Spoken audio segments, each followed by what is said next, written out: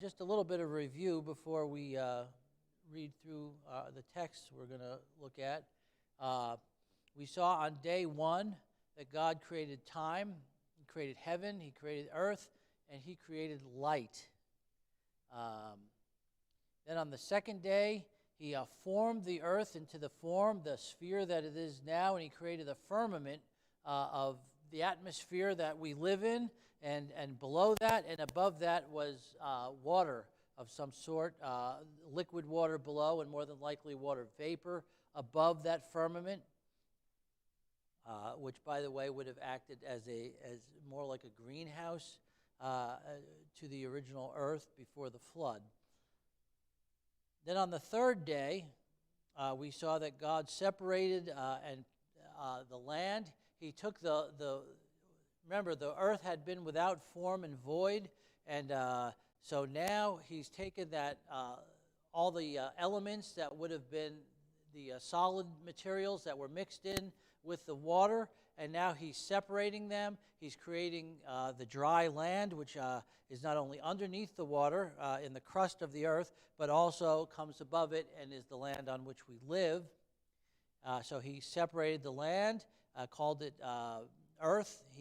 Then He separated the waters and put them in a place that was the seas, and that would also include any rivers, lakes, anything like that as well.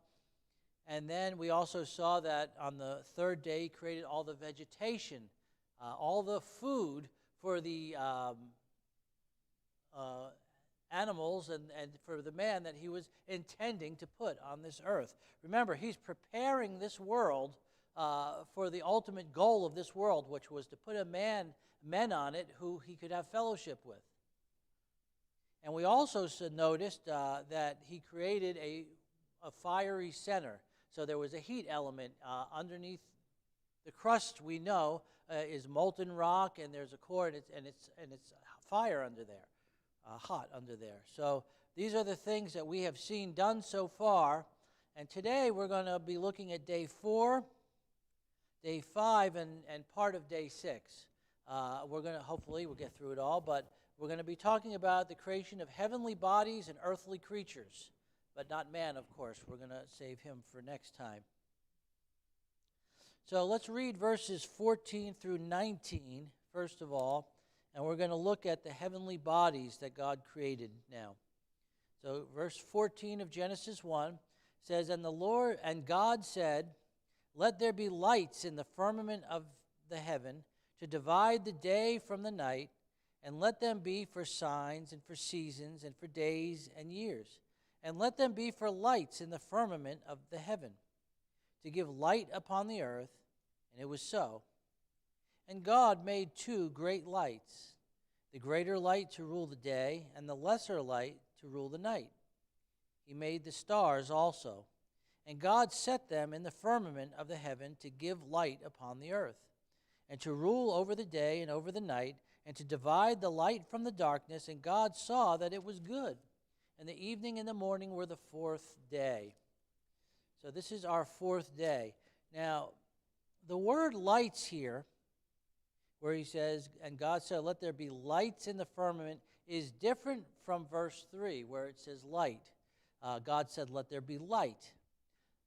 Light is what we see, light. It's the energy, all the different forms of light. God created all that, and we don't know where the source of that light was other than God Himself. But the word here where it says lights is the word for luminaries or light bearers.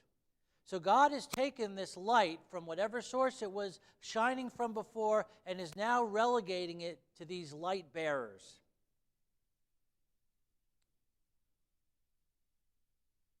Now notice there are... actually, I want to turn to Psalm 136 real quick. Psalm 136, verses 7 through 9.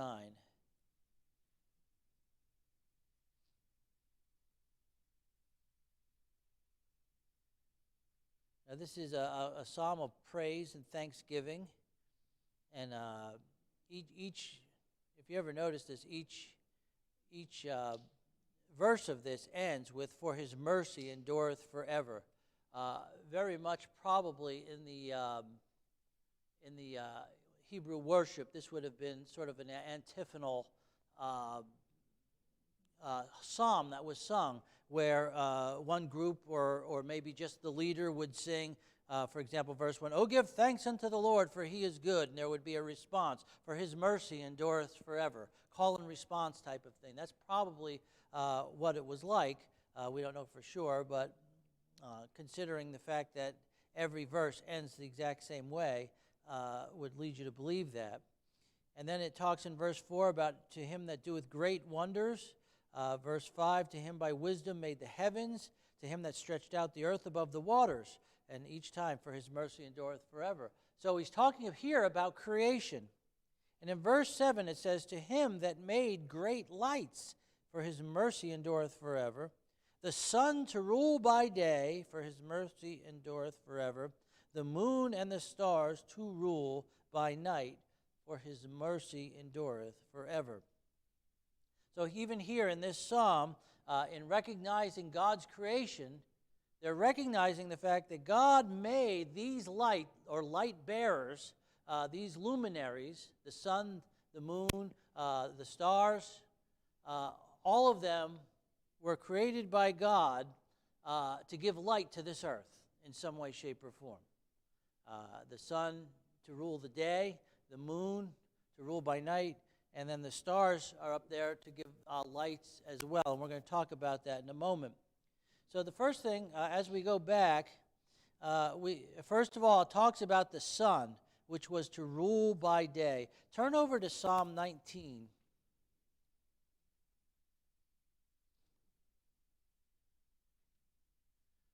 A lot of you probably know this psalm. Starts out, "The heavens declare the glory of God, and the firmament showeth His handiwork."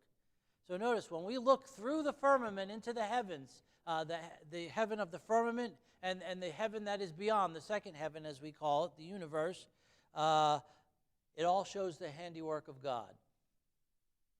I mean, have you ever seen such a beautiful picture as a sunset?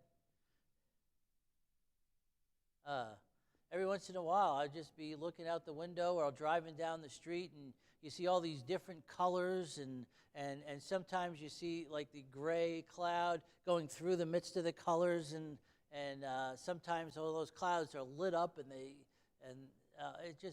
everyone is different. You'll never see the same sunset or sunrise twice.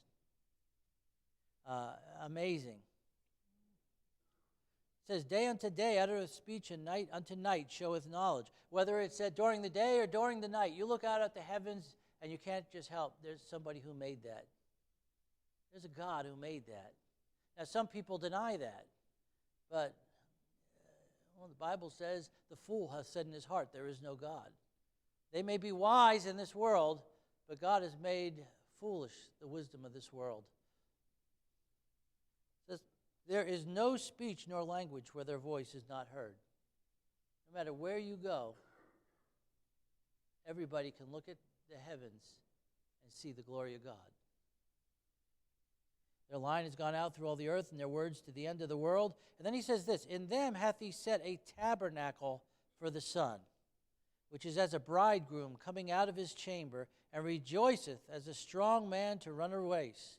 His going forth is from the end of the heaven, and his circuit unto the ends of it, and there is nothing hid from the heat thereof." Now notice, it said, "Let them appear," or "let them be in the firmament." That's where we see them. It's not that the stars and the sun and the moon are literally inside the firmament. It's that that's where we see it. We look up through the firmament, and that's where we see them. And I'm going to talk about that a little bit more in a moment. But I want you to notice the point of view God is taking here. He's taking it from the point of view here in the psalm as we see it. When you look up in the morning and you see the sun come up, it looks like it's coming up, doesn't it? And it looks like it's just sort of sailing through the sky, and eventually it goes down on the other side. Just like that circuit it's talking. God explains things to us in terms that we can understand. You say, well, the sun doesn't really do that. No, it doesn't, but that's what it appears to do. And so that's how God explains it to us. God knew all about the earth rotating on its axis, and that's why we see the sun appearing to always come up on the same time. It's not like it goes across and then comes back the next day the other way. No. But notice, that's the point of view God has taken now. So we see the sun as rising, going across the sky and going down. But in reality, we're just spinning, and the sun is coming into our view and eventually going out of our view. But that's not the way God explains it to us. He explains it to us in the terms in which we see them. Notice he says, which is as a bridegroom coming out of his chamber. It looks like that. It appears like that, just like a bridegroom who's getting up, ready to go to his wedding, and he's all excited, and he's jumping out of his bed, and he's going out the door, getting himself dressed, and hopefully his best man is there making sure he's getting dressed right because he's going to be so excited he's not going to know what he's doing, hopefully. But that's the way it is. And that's the way it appears anyway. And it says a strong man to run a race. Nothing's going to stop that sun from going. Strong man, when he's running that race, there's no obstacle too hard for him. And the sun, when he looks like he's going across the sky, there's nothing that's going to stop him from going from that end to this end of the sky. His going forth is from the end of the heaven and circuit unto the ends of it. He comes up this side all the time, and he always goes down the other side, and he just makes a circuit across the sky. Sometimes we see it, sometimes we don't. Sometimes it's cloudy and we can't. But it's still there. And the sun is given the power to create its own light. It is a light bearer in the sense that the light emanates from the sun. That is also true of the stars, the other stars that are in heaven. And then it talks about the moon. The moon is to rule by night. Interestingly enough, the moon does not create its own light. The moon reflects the light of the sun. I did years ago when we used to have openings and we used to do lessons about the, little things before we had our regular classes. We'd have a little, opening segment. And I remember one time I got a light source over here, and I put a picture of the sun on it so it was shining across. And then I had over here a moon or a mirror or something like that, and the sun was reflecting off of it. And I said, that's like the moon. He said, the real problem is when the world gets in between the sun and the moon, what happens? The light can't hit the moon anymore. It can't reflect. See, we're supposed to reflect the glory of the Son, of God. But when we let the world in between us and the sun, we can't reflect that light anymore. And so we got to keep the world out of there. But the moon is to rule, it's to give light to the world by night. Okay? Now, interestingly enough, God made it so sometimes it's full and very bright, and sometimes there's no moon. The Gibbons moon and the new moon, where it's actually all the sun is on the other side, and basically you can see sort of an outline of the moon there, but you don't really see any light coming from it. God made it a wonderful thing. We sometimes, when you think of the perfect clockwork that goes on to make all this happen, and can possibly think that happened by accident, I don't know how you can do that. Even if I wasn't a Christian, I have to believe that somebody set all this in order. And that's why there are people that what do they call that? Intelligent design. They don't necessarily want to say that there's a God, but they say that there's an intelligent design behind all this. And so it's sort of a halfway measure to get there. But it's true, there was an intelligent design, but that means there had to be an intelligent designer to design it that way. And then it talks about the stars. And interestingly enough, I believe that when it's talking about the stars, it's also talking about the other planets that appear the same way the stars do in the firmament as these smaller lights. Okay? Now, turn over to Job chapter 38.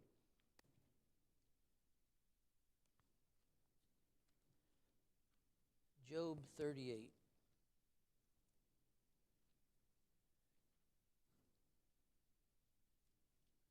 And verses, 31 and 32. It says, "Canst thou bind the sweet influences of Pleiades, or loose the bands of Orion? Canst thou bring forth Mazzaroth in his season, or canst thou guide Arcturus with his sons?" What's he talking about there? He's talking about different constellations that are in the sky.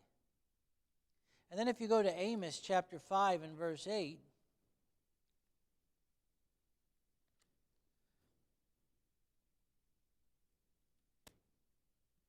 it says, "Seek him that maketh the 7 stars and Orion, and turneth the shadow," and so forth. So notice he's talking about the stars being set in some sort of order that make these constellations. Okay? Do you realize that if the earth were in any different position than where it is now, we would not see those constellations the way they are? Do you realize that all these stars are light years away from each other? Some are further away, and some are in front of them and off to the side, and yet they line up that way perfectly to make it appear as those constellations just from our vantage point. If somehow you could go take a direct path from Earth, go on the other side of all the constellations, every star or galaxy that makes up the constellation or nebula, because it's made up of all sorts of stuff sometimes, and you get all the way to the other side and look back, you would not see the same thing in reverse. You wouldn't see anything. You just see a bunch of stuff. The only vantage point that you can see these constellations from is from this earth, where it is. Now, don't tell me that that's not designed to be that way, that someone didn't set it up that way. You know, even in films and on stage, they can set people up in different parts of the stage, some in the front, some in the back, and create a design so that when you're in the audience, you see this particular design they want to see. And so we could sort of understand a little bit of how that works. Now, I want to talk a little bit about the stars because we talked about this last week concerning the firmament. It said that God had stretched forth the firmament like a curtain to hold up that water above the earth. But I want you to turn now to Isaiah chapter 42.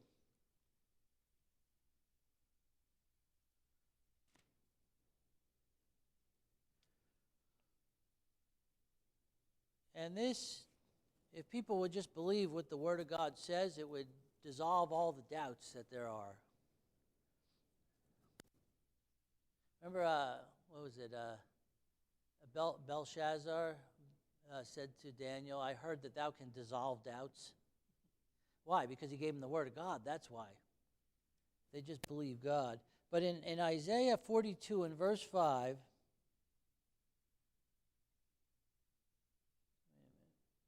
that's Jeremiah. No wonder why it doesn't look right. 42 verse 5. "Thus saith the Lord that created the heavens and," notice the next word, "stretched them out. He spread forth the earth and that which comes," and so forth. But he stretched them out. Go to chapter 45 and verse 12.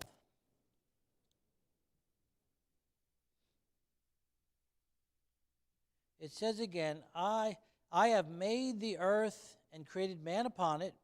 I, even my hands, have stretched out the heavens, and all their host have I commanded. Notice he's talking about the host of heavens being stretched out. And then I want to turn to one more that says the same thing, Jeremiah 10 and verse 12.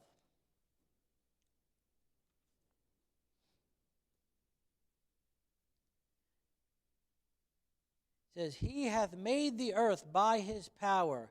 He hath established the world by his wisdom, and hath stretched out the heavens by his discretion. Now, a lot of people say, and this is where the term Uniformitarianism comes in. A big word that means everything, like Peter said, everything from the beginning of the creation until now has just remained the same. And if that is true, then the world, then in order for the light of these stars and galaxies to reach the earth, it would take billions of years. Okay? But if things were different when God created it, and he did something different than the norm that we now see, then that changes everything. Now, I don't know about you, but every once in a while, I have some kind of food that has cheese in it. And I go to pick it up, and what happens when you lift up your fork? That cheese just sort of stretches out, okay? Or you go reach in your mouth and you grab part of your bubble gum and pull it, and the rest of it, and there's a string attached to it, okay? Now, in the normal point, if you took that bubble gum and you held it, it might start to stretch out little by little, slowly, slowly, slowly, until it finally reached the bottom and left that string there, right? We might say that would be the way things are now if everything travels at the speed of light. But when I take that piece of gum and I go like this, that string goes very quickly, doesn't it? It's created very quickly. And I believe when God stretched out the heavens, what he did was he put all the hosts of heavens where he wanted them, but he left a trail of light behind that reached to the earth.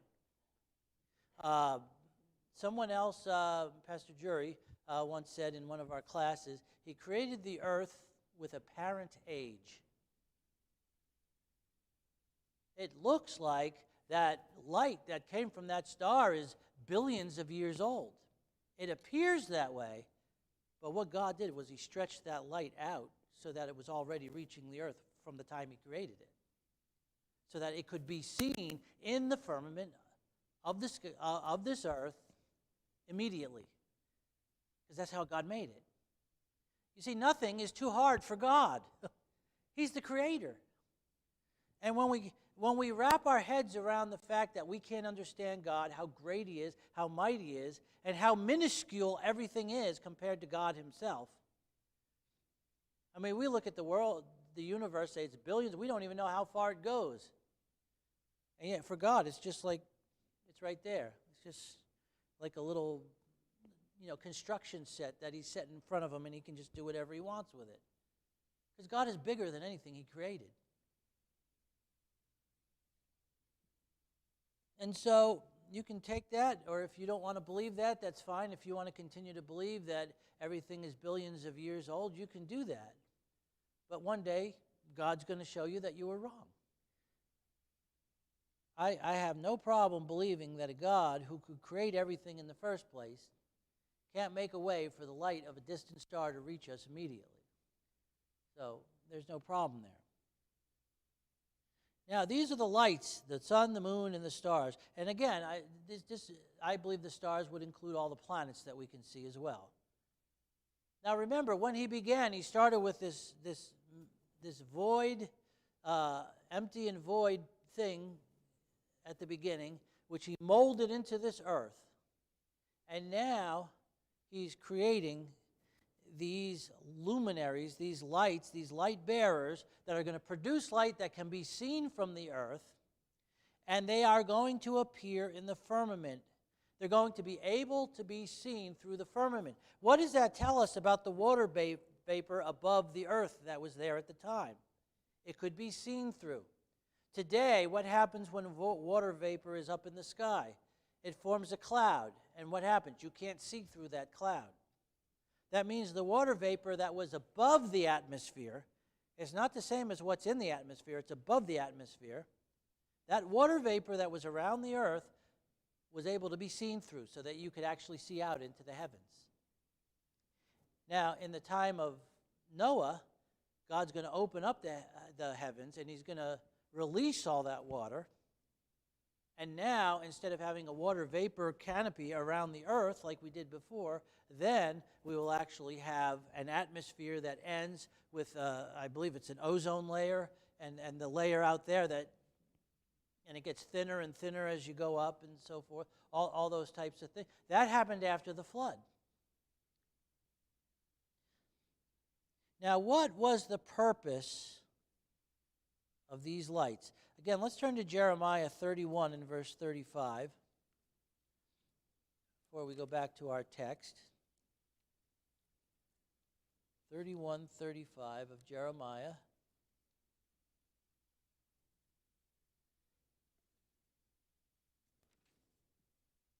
Thus saith the Lord, which giveth the sun for a light by day, and the ordinances of the moon and of the stars for a light by night, which divided the sea, and so forth. I don't need to turn there. And then I want to turn again to Isaiah 40 and verse 26.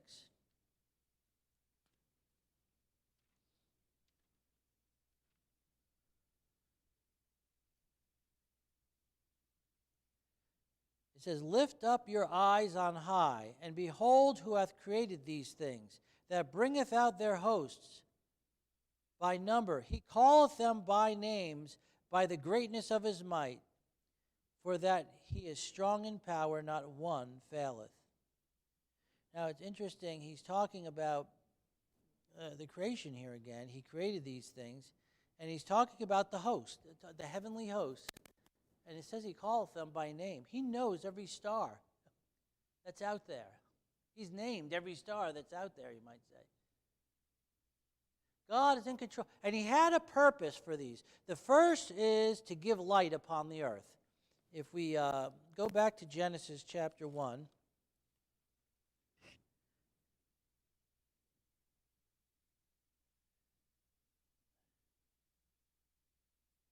And in verse 15, let them be lights in the firmament of the heaven to give light upon the earth, and it was so. So the first thing is God has replaced whatever form that light emanated from before this time. He's now replaced them with these other lights to give light to the earth. That's the first thing. The second thing is he is now dividing the day from the night by this means. And what is the means by which he is doing that? The rotation of the earth is now forming light, night and day on the earth itself. And interestingly enough, from this time forth, maybe before, but from this time forth we know that it's always day somewhere and it's always night somewhere on this earth now. And so God is using this to do, and this is important because the third reason that it says in verse 14, let them be for signs and for seasons and for days and for years. And I just want to continue with that third one, days. We said before that we don't know up until this time how long a day really was. We just knew it was a period of light and a period of darkness, actually a period of darkness followed by a period of light. That's what the Bible tells us in Genesis is the definition of a day. But now, notice, he is setting up a system, and it's the system that we have today, a period of days that are now 24 hours long. Were they 24 hours long before then? They very well may have been, but they were not limited to that, not biblically. You cannot say that before the fifth day, really, because God is still creating on the fourth day. So by the time the fifth day rolls along, the days are now 24 hours long, definitely, without a doubt. But before that, we don't really know how long a day and how long. They could have been a long period of time. They could have just been a few minutes. I mean, God could have stretched out the skies and say, okay, I'm done next day. That quick. But when we get to the fifth day, and this is all in motion after the fourth day, now we're into 24-hour periods without a doubt, definitely. Now, the other things it talks about is signs. And of course, we talked about the constellations and how they're set up in the sky, and we can see certain things, and seasons. Now remember, the seasons back then would be different from the seasons after the flood. But there was still some sort of season back then. Because again, because of this light greenhouse effect that they had back then with the earth above or the water above, then the atmosphere, and then the earth and water beneath, the climate, the temperature of the whole earth would have been very different than it would have been after the flood. But when you think about seasons, you also think about the moon. The pull. How much does the pull of the moon affect the earth? It affects the tides. It affects different things in the world, and people often talk about, it's a full moon tonight, or whatever. Yeah, actually, when the moon is full, it does affect the earth differently. When it's in its elliptical orbit. By the way, we all know that the orbit of the earth and of the moon are not completely circular. They're elliptical. And so sometimes the earth is further away from the sun, and sometimes it's closer to the sun. Same thing with the moon. It's not a completely circular thing. So when it's further from the earth, it affects the tides differently than when it's closer from the earth to the earth. These different signs that come through the seasons that show the atmospheric conditions. And remember, God is looking forward to after the flood. He already knows what's going to happen. He knows that the flood's going to happen, and he knows that the world's going to change, and there's going to be these different seasons and things like that. He knows all this. And he put the sun, the moon, and the stars not only to give light, but also to give us indications of the different seasons and different signs, different things that might occur in this world as a result. And also it says, and for years. And of course, we know that the year refers to the sun and the Earth's proximity in its orbit around the sun. It takes one of our years, it takes for the Earth to go completely around the sun and hit that same spot again. Just like it takes one full day for it to revolve on its axis.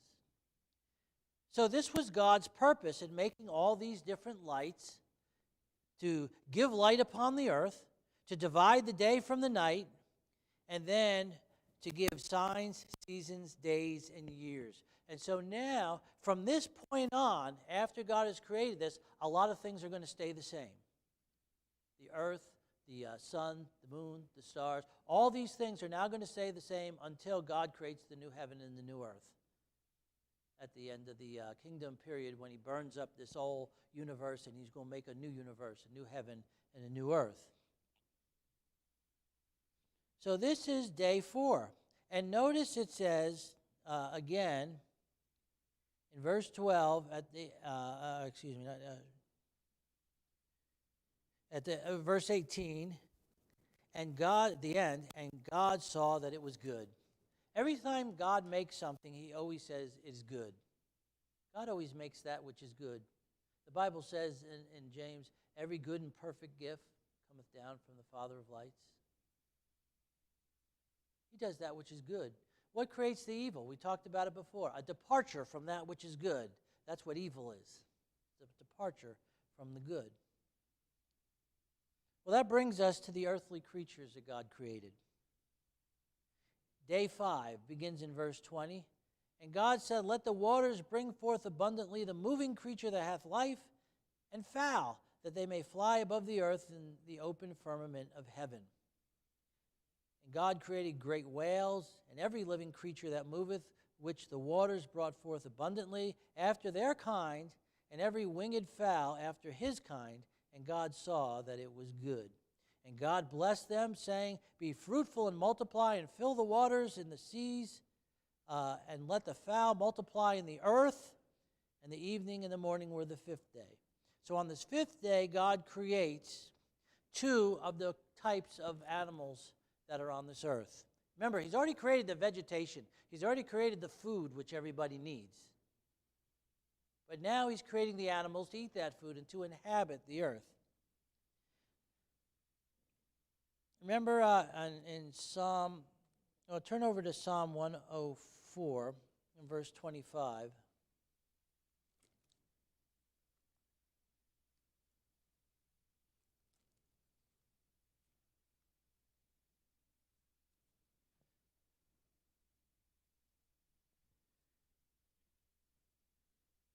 Well, 4 and verse 25.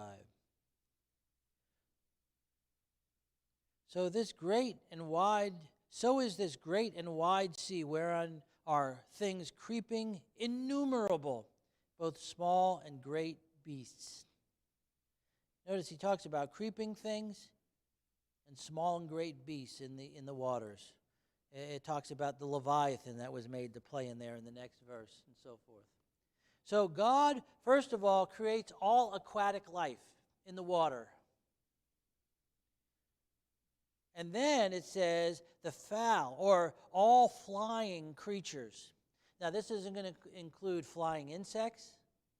This is going to include bats or anything like that. Anything that flies is included in this right now. It's anything that flies in the earth. And notice it also says that when he does this, that the certain ones are going to be in the water, and then the others are going to be in the earth. Fill the water and let the fowl multiply in the earth. Now, some people find a discrepancy because in chapter 2, when it talks about God creating the animals again and bringing them before the man to name them, it says that he created the fowls out of the earth. But here in chapter 1, it says God commanded the waters to bring forth abundantly the moving creature and the fowl. Well, the fact of the matter is that God created them with water and with land. He's just focusing on the water here. Do you know that your body is created of, I believe it's 60% water? 60% of your body is just water. And the rest are the elements of the earth, the dust of the ground. God took the dust of the ground, he formed it, he added water to it, and then he breathed into it the breath of life, and man became a living soul. We'll talk about that next week or the week after, probably next week. And so there's no discrepancy. It's just God is showing that the importance of water in the creation of all the animals, and then, of course, the importance of the elements, the dust of the earth. And if you take, and people say this all the time, even astrophysicists talk about the fact that we're made out of dust. They'll say that we're made out of stardust, dust from novas that exploded and somehow got here. But it's the dust of the earth, God says.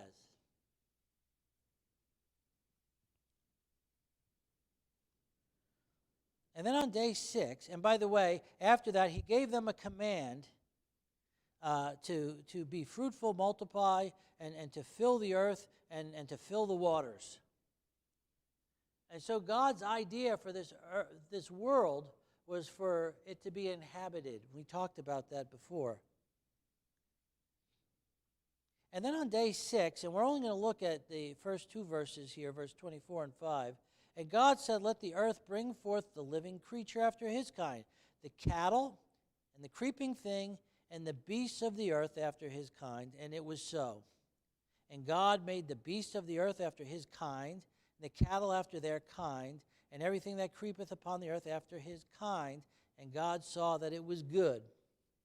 On day 6, God creates 3 types more. He creates what it says, the cattle, which is what you might call the domestic type of animals, the beasts, which would be more like the wild animals, and the creeping things like snakes, worms, and, the snakes actually didn't do that back then. The serpent actually looked different than it does today. We know that from the next chapter, or chapter 3. And so God is creating, basically what he's doing is creating a huge variety of animal life to live on the earth. And why did he do that? For his own pleasure? The Bible tells us that he created all things, and for thy pleasure they are and were created. God is an infinite God. And he wanted to manifest that in all the different forms of life on this earth. From the very microscopic thing that we didn't even know existed. I read one place that you could look at one drop of water and see 30,000 living creatures inside of that drop of water. And yet they're so tiny, with a super electron microscope, you can actually see them in there. I remember when they first invented the microscope, and they took some water out of a lake and put it on there, and they looked at it, and they saw these things in there. They didn't even know what to call it. They called them beasties. These beasties in the water, and everybody was like, wow. But the point is, he made all this variety, but I want you to notice the important word. Each one is to reproduce how? After its kind. Genus and species. This is why there's no missing link possible. Fish did not somehow become land animals, and then become birds, and then become mammals, and then become this and that and the other thing. God made them just the way they are. There is room for variety within kind, but not from kind to a different kind. And that's why we can have, all the different varieties of dogs we have, the different varieties of cats, different sizes, different types and everything. And even in cattle and buffalo and all these, you can actually mix different creatures together and form different breeds. And people have been doing that for years, centuries. But there are certain things that you could try to mate them together and it will never work. Can't happen. Because God has set a limit after their kind.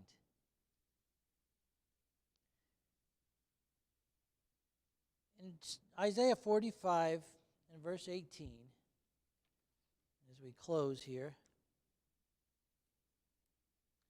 Isaiah 45, and we did look at this verse before, and I did actually just mention it, but I want to read it again. 45:18.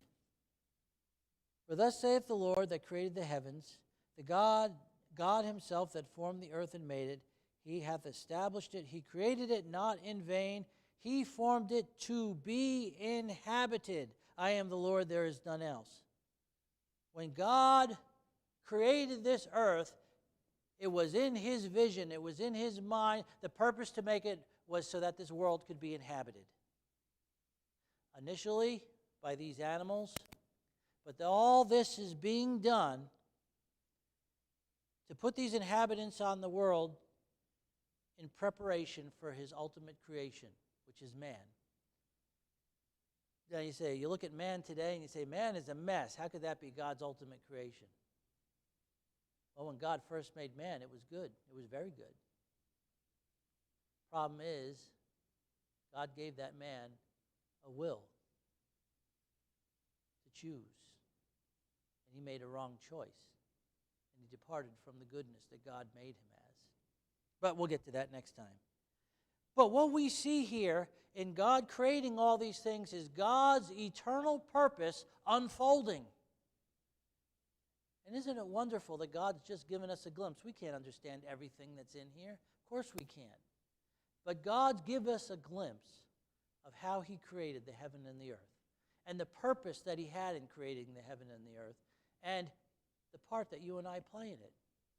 Because as men, we were the part of the earth that he was creating it for.